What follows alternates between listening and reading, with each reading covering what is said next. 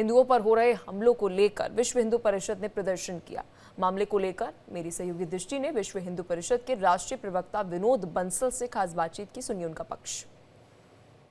वक्फ संशोधन अधिनियम को लेकर के बंगाल के मुर्शिदाबाद में लगातार हिंदुओं पर अत्याचार जारी है। इसी विषय पर बात करने के लिए हमारे साथ है विश्व हिंदू परिषद के प्रवक्ता विनोद बंसल जी।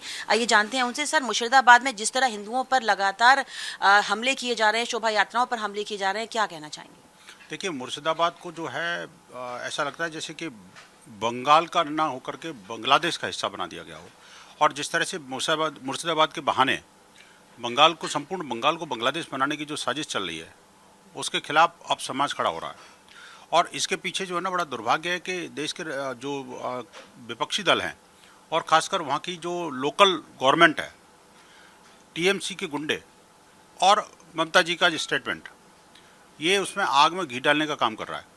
और वो इस्लामिक जिहादी तत्व जो है, प्रदर्शन के नाम पर, विरोध के नाम पर हिंसा, आगजनी, लूटपाट, ये कौन सा प्रदर्शन है भाई? इसको कैसे प्रदर्शन कह सकते हो आप? हिंदुओं को घरों को लूटा जा रहा है, जलाया जा रहा है, उनकी दुकानों को लूटा जा रहा है। ये लूटपाट क्या इस्लामिक संस्कृति का द्योतक है क्या? या कोई प्रदर्शन का कोई हिस्सा है? और सरकार क्यों मुख्य दर्शक बनी हुई है? वहाँ के शासन, प्रशासन और पुलिस वहाँ चुपचाप बैठ करके उन जिहादियों को साथ दे रही है और हिंदू वहाँ पर मरने को तैयार है। ये कोई तरीका थोड़ी हुआ। देखिए, हमने तय किया है कि विश्व हिंदू परिषद आज पूरे बंगाल के अंदर विरोध प्रदर्शन करेगा।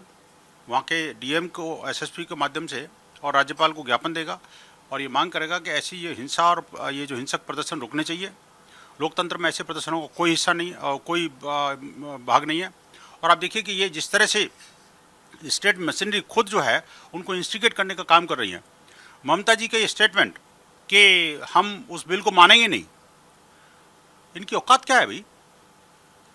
ये बांग्लादेश की मुख्यमंत्री हैं, बंगाल की मुख्यमंत्री हैं। शायद ये ऐसा स्टेटमेंट देने से पहले भूल गई कि बंगाल की मुख्यमंत्री हैं आप ममता जी, आप बांग्लादेश की मुख्यमंत्री नहीं हैं। और बंगाल की मुख्यमंत्री जब तक रहेंगी तब तक आपको भारत का कानून, भारत की संसद बना हुआ कानून मानना ही पड़ेगा। आप और आपकी पूरी पार्टी एड़ी चोटी का दम लगा दे, इस कानून का विरोध नहीं कर सकते आप।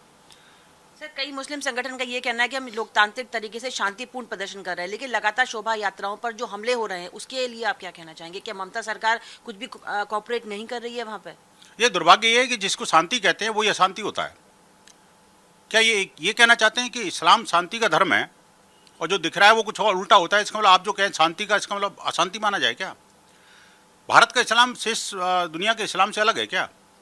आखिरकार ये जो शांति का धर्म कहते हैं, तो मुर्शिदाबाद में क्यों हिंसा और आगजनी हो रही है? हमारे भगवा झंडे को क्यों उतारा जा रहा है और फिलिस्तीन के झंडे क्यों लहराए जा रहे हैं? प्रदर्शन के नाम पर आप क्या तिरंगा नहीं ले सकते क्या?